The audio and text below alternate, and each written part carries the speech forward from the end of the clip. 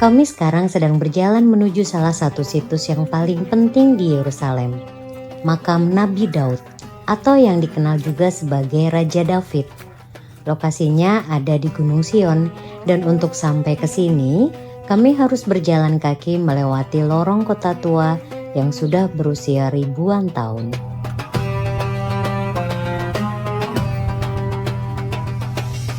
Yang menarik, tempat ini bukan berada di dalam kota tua, tapi justru di luarnya. Dan itu yang membuat Gunung Sion memiliki karakter tersendiri dibanding bagian Yerusalem lainnya. Begitu masuk ke dalam komplek ini, suasananya langsung berubah, tenang sekali. Ada semacam keheningan yang memang sengaja dijaga. Kompleks ini dikelola bersama. Ada bagian yang menjadi sinagog dan ada bagian yang menjadi masjid. Dan keduanya berdampingan di satu area yang sama. Itu sendiri sudah cukup menggambarkan betapa berlapis-lapisnya sejarah di tempat ini. Kalau diperhatikan, bangunan di kompleks ini sebenarnya menyimpan banyak cerita. Fondasinya dari era Romawi, lengkungannya dari masa Bizantium, dan atapnya punya sentuhan arsitektur Islam. Semua era itu bertemu di satu tempat, bukan karena dirancang, tapi karena memang begitulah Yerusalem bekerja. Setiap zaman meninggalkan jejak.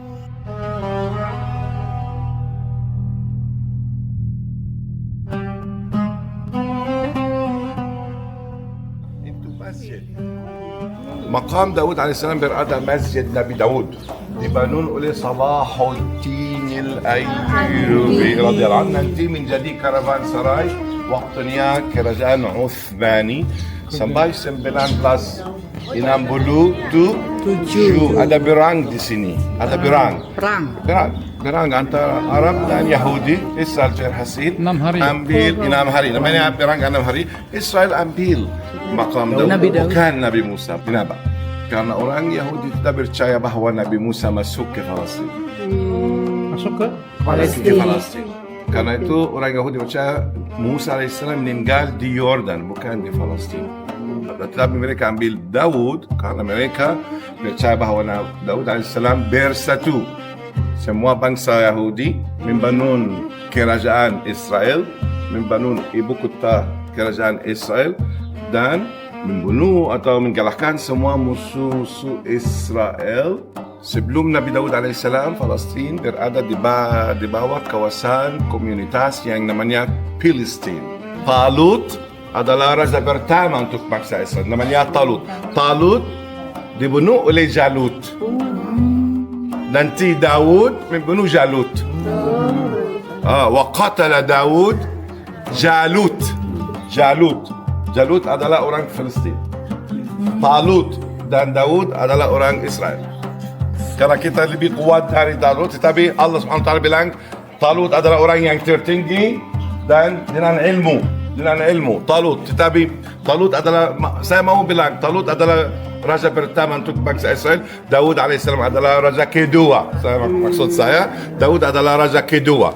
Tetapi Daud alaihissalam adalah raja yang paling penting. Menambah satu lagi, membangun kerajaan Yahudi, ibu kotanya, mengalahkan semua musuh-musuh, membunuh Jalut. Waqatala Daud Jalut atau Goliath. Nanti Daud tinggal di sini, dimakamkan di sini. Ada masjid yang dibangun di atas makamnya Daud yang menjadi sekarang sinagoga tempat ibadat untuk orang Yahudi. Terdiri dari 2 bagian untuk perempuan, bagian untuk laki-laki. Bisa masuk foto di sini, di dalam dilarang.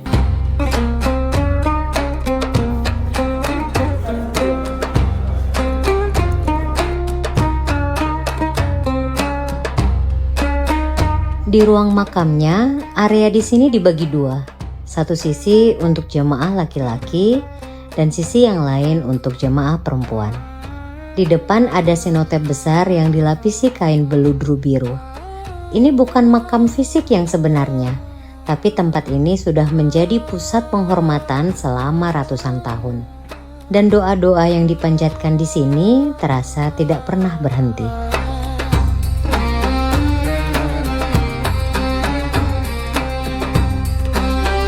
Sebelum meninggalkan Gunung Sion, ada 2 tempat lain di kompleks ini yang perlu disebutkan.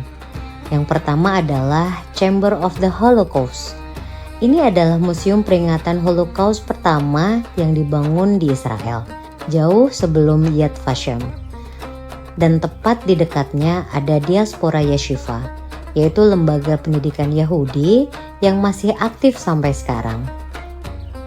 2 tempat yang berbeda fungsi tapi berdiri di area yang sama. Itu gambaran Gunung Sion secara keseluruhan, tempat di mana kenangan dan kehidupan terus berjalan berdampingan.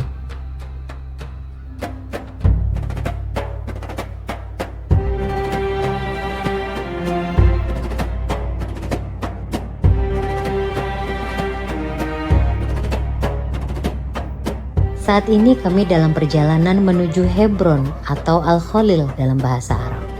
Nama Al-Khalil sendiri diambil dari julukan Nabi Ibrahim, yaitu Khalilullah, yang artinya sahabat Allah. Dari Yerusalem perjalanannya sekitar 30 menit. Hebron adalah salah satu kota tertua yang masih dihuni manusia sampai hari ini. Tujuan kami adalah Haram Al-Ibrahimi, kompleks masjid yang dibangun di atas Gua Makpela. Ini tangga masuk ke Haram Al-Ibrahimi, dan begitu kami mendekati bangunannya, yang pertama kali menarik perhatian adalah dindingnya. Batu-batu besar ini dipahat lebih dari 2000 tahun lalu. Diperkirakan dari masa Herodes Agung tanpa menggunakan semen sama sekali. Hanya batu yang disusun dengan presisi luar biasa dan sampai sekarang masih berdiri kokoh.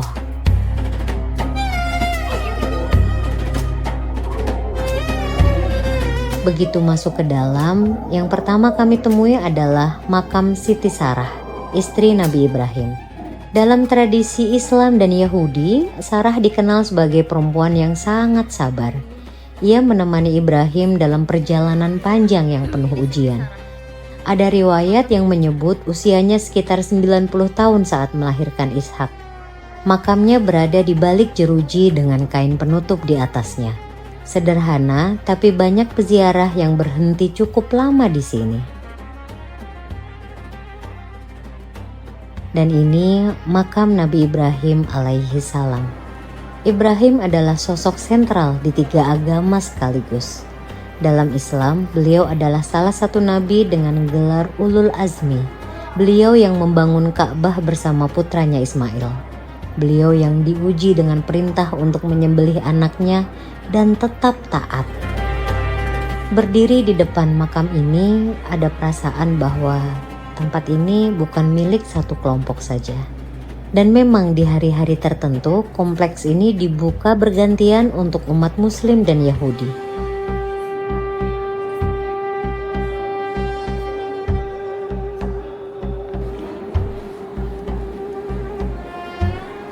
Di bagian lain masjid ada makam Nabi Ishak, putra Ibrahim, dan istrinya Rifka. Keduanya berada dalam satu ruangan yang sama.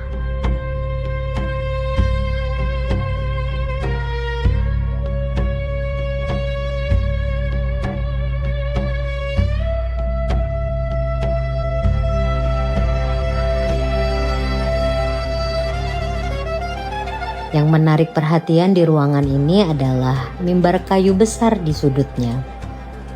Ini adalah mimbar yang dikirim langsung oleh Salahuddin Al-Ayyubi dari Aleppo setelah beliau berhasil membebaskan Yerusalem pada tahun 1187. Yang luar biasa, mimbar ini dibuat tanpa satu paku pun.